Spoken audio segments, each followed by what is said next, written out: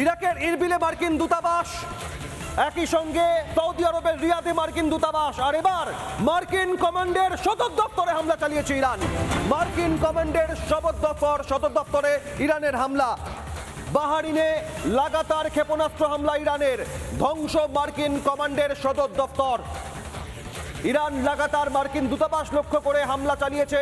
ইরাকের ইরবিল থেকে সৌদি আরবের রিয়াদ, বিভিন্ন জায়গায় মার্কিন দূতাবাস লক্ষ্য করে হামলার পর এবার মার্কিন কমান্ডের সদর দপ্তরে হামলা চালালো ইরান। বাহারিনে লাগাতার ক্ষেপণাস্ত্র হামলায় ধ্বংস হয়েছে মার্কিন কমান্ডের সদর দপ্তর। একের পর এক হামলা, মার্কিন দূতাবাস, এবার মার্কিন কমান্ডের সদর দপ্তর। ডোনাল্ড ট্রাম্প কড়া হুঁশিয়ারি দিয়েছেন, তারপরেও ইরান লাগাতার হামলা চালিয়ে যাচ্ছেন।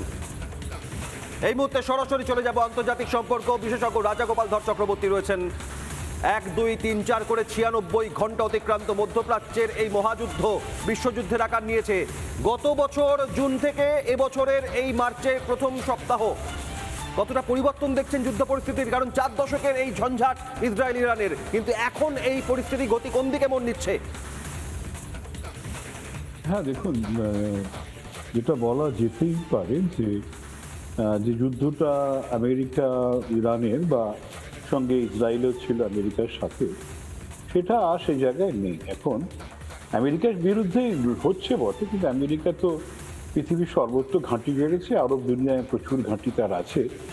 এখন ইরান মনে করছে আমেরিকার সঙ্গে লড়াই করতে গেলে আমেরিকার ঘাঁটিগুলোতে মানে বদলা নেওয়া দরকার। সেখানে ক্ষেপণাস্ত্র ছুটছে, কোথাও সামান্য ক্ষতি, কোথাও ব্যাপক ক্ষতিও করছে। এবং একই সঙ্গে আমরা দেখতে পাচ্ছি যে কুয়েতে, যেটা আমরা দেখলাম, কুয়েতে তারা মানে আমেরিকান ফাইটার জেট তারা কিন্তু 3-4টি গুলি করে মেরে ফেলেছে, গুলি করে নামিয়ে দিয়েছে। যাই হোক, এখন প্রশ্নটা হচ্ছে যে আরব দুনিয়ার তরফ থেকে কিন্তু মানে ইরানের বিরুদ্ধে সেভাবে কিন্তু মানে জবাব দেওয়ার আমরা দেখছি না।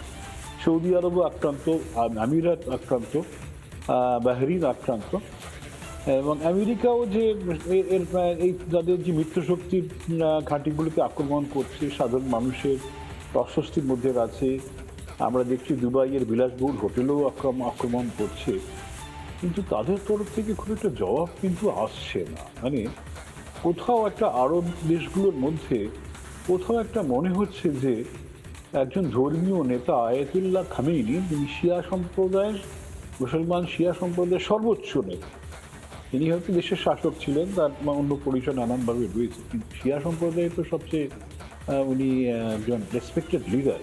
তাকে এভাবে মেরে ফেলাটা মনে হচ্ছে যে আরব দুনিয়ায় কোথাও একটা সংকোচ হয়ে গেছে, যে তার ফলে তারাও বোধহয় মেনে নিচ্ছে। তারা যদিও মনে করছে দেশের অগ্রগতির স্বার্থে তারা ইসরায়েলের সঙ্গে তাদের আব্রাহাম অ্যাকর্ড অনুযায়ী তারা দেশে এগিয়ে যেতে পারে, কিন্তু এখানেও মনে হচ্ছে যে এই জিনিসটা বোধহয় আমেরিকা সঠিক কাজ করেনি। হয়তো একটা ধারণা হলেও হতে পারে। তার ফলে চারিদিকে হাঙ্গামা হচ্ছে যে অন্য দেশগুলোর তরফ থেকে ইরানের বিরুদ্ধে যেটা হতে পারতো, ইরানের বিরুদ্ধে সোচ্চার দাবি হতে পারতো, আমরাও জবাব দেবো, সেই জিনিসটা আমরা দেখছি। তো যাই হোক, তো সময় লাগবে। আমি অতীতে এই ইসরায়েল ইরানের সংঘাত যুদ্ধ পরিস্থিতির মধ্যে আমরা দেখেছিলাম যে এসসিও, সাংহাই কর্পোরেশন অর্গানাইজেশন, তারা ভূমিকা নিয়েছিল। তারা এক প্রকার এই যুদ্ধ যাতে মেটে শান্তির বার্তা দেওয়ার চেষ্টা, একের পর এক বার্তা পদক্ষেপ। রাশিয়া, চীন, আমেরিকা, জার্মানি, ব্রিটেন, তাদের ভূমিকা অত্যন্ত গুরুত্বপূর্ণ। তার কারণ এই যুদ্ধ পরিস্থিতি মধ্যপ্রাচ্যের থেকে ছড়িয়ে পড়ছে বিশ্বজুড়ে, তার আঁচ ছড়িয়ে পড়ছে।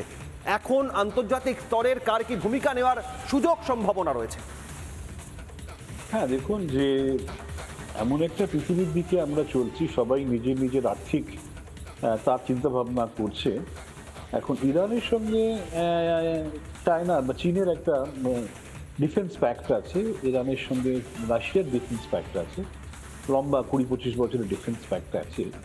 কিন্তু কোথাও সে ধরনের কথা বলা নেই যে একজন যদি আক্রান্ত হয় অন্যজন ঝাঁপিয়ে পড়বে, এই ধরনের কথা বলা কিন্তু নেই। যেটা রাশিয়ার সঙ্গে একজন অন্যজনের জন্য কি ভূমিকা নেবে, এখান থেকেই রাজাগোপাল বাবুর সঙ্গে থাকুন। একটা নানা ধরনের কন্টেন্ট দেখার জন্য লাইক করুন, শেয়ার করুন আমাদের ফেসবুক পেজ, সাবস্ক্রাইব করুন আমাদের ইউটিউব চ্যানেল। পাশাপাশি অন্যান্য ব্রেকিং নিউজের জন্য অবশ্যই চোখ রাখুন রিপাবলিক বাংলায়।